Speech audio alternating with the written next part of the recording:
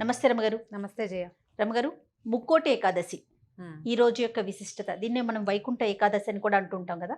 ధనుర్మాసంలో వచ్చే ఏకాదశి. ఇప్పుడు ధనుర్మాసం 12లో లేదనిపిస్తుంది మనకి. అవును.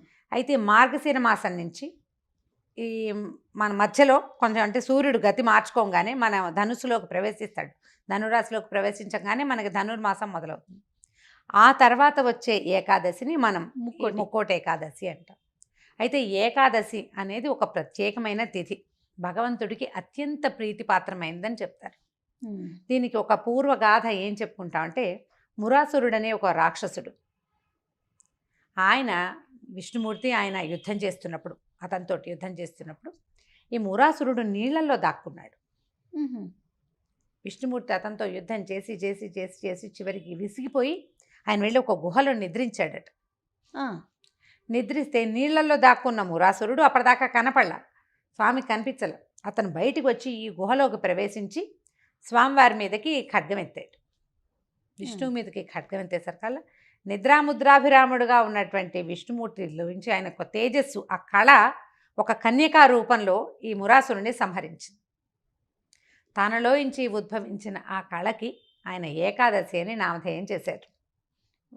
ఆ పేరు విష్ణుమూర్తి పెట్టాడు. ఆమె తిథులలో ఒకటయింది.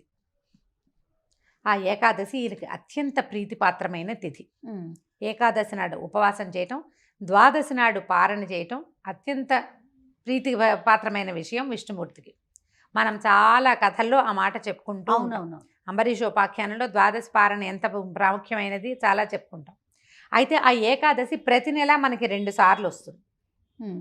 శుద్ధ ఏకాదశి, అక్కడి నుంచి బహుళ ఏకాదశి 2 వస్తాయి కదా. చంద్రుడికి పౌర్ణమికి ముందు, అమావాస్యకి ముందు.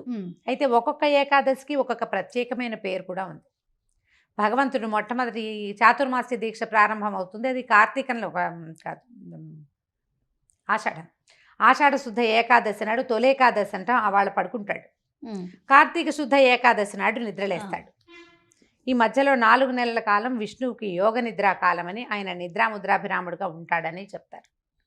అయితే ఈ కార్తీకంలో నిద్రలేచిన స్వామి, కార్తీకం లేదు మార్గశిరం దాటాక ఇంచుమించు పుష్యంలోకి వచ్చేసిన తర్వాతే ఈ ఏకాదశి నాడు ఉత్తర ద్వారం నుంచి వైకుంఠంలో దర్శనమిస్తాడని చెప్తారు. ఆయనకి ప్రీతిపాత్రమైన తిథి రోజునే ఆయన దర్శనమిస్తాడు. ఆయన ఉత్తర ద్వారం నుంచి ఆయన కనిపించినప్పుడు ముక్కోటి దేవతలు ఆయన్ని దర్శించడానికి అక్కడికి వస్తారు. వైకుంఠంలో ఉత్తర ద్వారంలో ఉండటం వల్ల ఏమో వైకుంఠ ఏకాదశిని, ముక్కోటి దేవతలు అక్కడికి వస్తారు. ఆ సమయంలో స్వామిని దర్శిస్తే ముక్కోటి దేవతల్ని దర్శించిన ఫలితం లభిస్తుంది. కాబట్టి ఈ తిథిని ముక్కోటి ఏకాదశి అంటారు. సంవత్సరం అంతా అన్ని తిథులు ఏకాదశులు మనం పాటించకపోయినా ఈ ఒక్క ముక్కోటి ఏకాదశి నాడు ఉపవాసము, జాగరణ చాలా విశేషమైన ఫలితాన్ని ఇస్తాయి. సాధారణంగా కూడా ఏకాదశి ఉపవాసాలు ఉంటారు. ఆ రోజు రాత్రి జాగారం చేయాలని చెప్తారు. రాత్రి నిద్రపోకూడదు. ఈ మురాసురుడు ఈ నీటిలో నుంచి పారిపోయి అతను మరణించిన తర్వాత ఒక సహస్రాంశం వాడిలోది బియ్యంలో దాక్కున్నాడట. అందుకని అన్నం తినకూడదు అంటారు. మురాసురుడి ప్రభావం మన మీద ఉంటుంది ఏకాదశి నాడు అన్నం తింటే. అందుకనే ఆ రోజు బియ్యం గింజలు నోట్లో వేసుకోవడం, అన్నం తినటం చేయకూడదు. ఉపవాసం చేస్తే మంచి ఫలితం లభిస్తుంది. ఒకవేళ మనం ఉండలేకపోయామనుకో, ఈ వైకుంఠ ఏకాదశి నాడైనా కూడా మనం ఆ రోజున ఉపవాసం చేయటం, స్వామి నామస్మరణతోటి జాగరణ చేసి ద్వాదశి నాడు పారణ చేస్తే అత్యద్భుతమైన ఫలితం లభిస్తుంది. ఏకాదశులు సంవత్సరం అంతా ఈ 2 12 24 మనకి వస్తాయి కదా. ఈ 24 ఒకటి చేసినా కూడా అన్నిటి ఫలితము లభిస్తుంది అని చెప్తారు, ఒకవేళ చేయగలిగితే చేయటం. అయితే దేవాలయాల్లో కొన్ని చోట్ల ఉత్తర ద్వార దర్శనం మనకి లభిస్తుంది. అవునవును. ఈవెన్ తిరుమలలో కూడా ఉత్తర ద్వార దర్శనం చాలా విశేషంగా ఉంటుంది కదా. విశేషమైన దర్శనమే చాలా దేవాలయాల్లో మనకు కనిపిస్తుంది. అంటే అన్ని చోట్ల చేయలేకపోతారు. దేవాలయానికి ఉత్తర ద్వారం ఉండాలంటే దాని సంవిధానం పెద్దదిగా ఉండాలి. ఈ ఉత్తర ద్వార సంవిధానం ఏర్పరిచి ఉండాలి అందులో. అట్లా ఏర్పరిచిన చోట ఆ స్వామిని కనుక దర్శనం చేస్తే వైకుంఠంలో నిలబడిన ముక్కోటి దేవతలని మనం ఒకేసారి చూసినట్టు 3 కోట్ల మంది దేవతలతోటి పూర్తిగా సమావిష్టుడై ఉన్నటువంటి విష్ణువుని దర్శనం చేసిన ఫలితం లభిస్తుంది. మన శ్రీనగర్ కాలనీ దేవాలయాలు అయితే నవోదయ కాలనీ దాకా ఉంటాయి. అవునవును. ఇవి అన్నీ పూర్తిగా వచ్చేస్తూ ఉంటాయి లైన్లు. ఎన్ని క్యూలు ఉంటాయో అక్కడ, ఎంతమంది ఉంటారో జనం. ఆ ఒక్కసారి ఒక్క గ్లాన్స్ అలా చూసినా కూడా విశేషమైన ఫలితం లభిస్తుంది. ఒకవేళ మనం ఉత్తర ద్వార దర్శనం చేయలేం, దేవాలయ దర్శనం చేయకపోతే ఎలా కుదురుతుంది? చేసి తీరాలి కదా అంటే, చేసి తీరాలన్న నియమం లేదు. అవకాశం ఉంటే దర్శనం చేయండి. మనకి ఇప్పుడు సోషల్ మీడియాలో బోల్డ్ అవకాశాలు వచ్చినాయి. టీవీలో కనపడుతుంది, సోషల్ మీడియాలో స్వామివారి భద్రాద్రిలో ఉత్తర ద్వార దర్శనం, ఒంటిమిట్ట రామాయణంలో ఉత్తర ద్వార దర్శనం, తిరుమల నుంచి ప్రత్యక్ష ప్రసారం జరుగుతుంది. ఈ 3 దర్శనాలు చేసేయండి చక్కగా.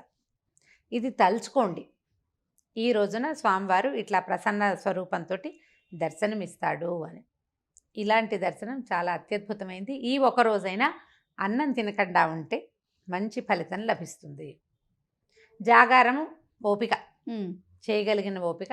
ఆ చేసిన కాస్తసేపు జాగారమైనా కూడా నామస్మరణతోటి చేయాలి. అది కబుర్లు చెప్పుకోవడము, సినిమాలు చూడడము కాకుండా ఏదైనా విష్ణునామస్మరణతోటి కనుక జాగారం చేస్తే చాలా అత్యద్భుతమైన ఫలితం లభిస్తుంది. ఈ సంవత్సరం ఇంచుమించు భోగి పండగకి దగ్గరలోనే వచ్చినట్టుంది. జనవరి 13న వచ్చింది. పండగ కూడా దగ్గరే ఉంది. అవకాశం ఉంటే జాగారం కూడా చేసేసేయచ్చు. మర్నాడు పగలంతా పడుకోవాల్సి వస్తారు. కానీ దీనికి ఏకాదశికి ఒక నియమం ఏంటంటే, ఏకాదశి నాటి రాత్రి జాగారం చేసిన వాళ్ళు ద్వాదశి పగలు నిద్రపోకూడదు. అవును, నిద్రపోతే ఈ ఫలితం వస్తుంది అంటారు కదా. దీనికి మళ్ళీ నియమం ఏంటంటే, దశమి నాటి రాత్రి అన్నం తినకూడదు. దశమి నాటి రాత్రి అభోజనం అంటే కొద్దిగా పలహారం చేసుకోవాలి. ఏకాదశి రోజంతా లేదు. ద్వాదశి నాడు ఉదయం భోజనం చేసేస్తాం, పారణ చేస్తామా. ద్వాదశి నాటి రాత్రి కూడా మనం భోజనం చేయకూడదు, అన్నం తినకూడదు. ఆ నియమంతో కనుక పాటించగలిగితే ఏ ముక్కోటి ఏకాదశి చేసిన ఫలితం లభిస్తుంది. అవకాశం ఉన్న భక్తులు దీన్ని వినియోగించుకోండి. అవకాశం లేని వాళ్ళు ఇంత సావకాశం లేదు, ఇందులో ఒక్క పద్ధతినైనా పాటించవచ్చు కదా. మనం భోజనం మానేయచ్చు, మన చేతుల్లో పని. నిద్ర మానేయచ్చు కుదిరితే, ఒక దేవాలయ దర్శనం చేయొచ్చు. ఏదో ఒకటి చేసి ఈ పర్వదినం తాలూకు ఫలితాన్ని పొందేందుకు ప్రయత్నం చేసుకుంటే బాగుంటుంది. తప్పకుండా రమ్మ గారు. నమస్తే. నమస్తే.